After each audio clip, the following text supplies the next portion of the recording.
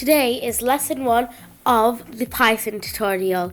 So, today we're going to be doing the Python intro. So, Python introduction. What is Python?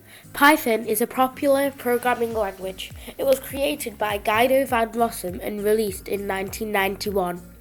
It's used for web development, server-side, software development, mathematics, and systems scripting. What can Python do? Python can be used to create web applications.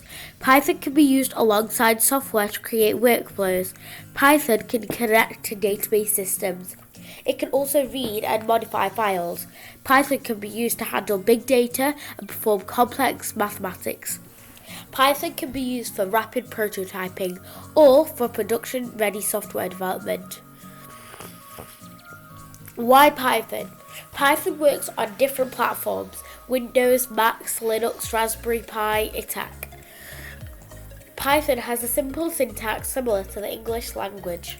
Python has a syntax that allows developers to write programs with fewer lines than some other programming languages. Python runs on an interpreter system, meaning that code can be executed as soon as it is written. This means that prototyping can be very quick. Python can be treated in a procedural way, an object-oriented way, or a functional way. Good to know. The most recent major version of Python is Python 3, which we shall be using in this tutorial. However, Python 2, although not being updated with any other than security updates, is still quite popular. In this tutorial, Python will be written in a text editor. It is possible to write Python in an integrated development environment, such as Sony, PyCharm, NetBeans, or Eclipse, which are particularly useful when managing larger collections of Python files. Python syntax compared to other programming languages. Python was designed for readability and has some similarities to the English language with influence from mathematics. Python uses the new lines to complete a command, as opposed to other programming languages which often use semicolons or parentheses.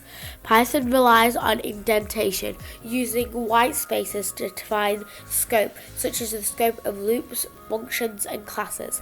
Other programming languages often use curly brackets for this purpose. An example: print bracket hello world. That's all for today. Next lesson we will be doing Python get started. That's it for today. Bye.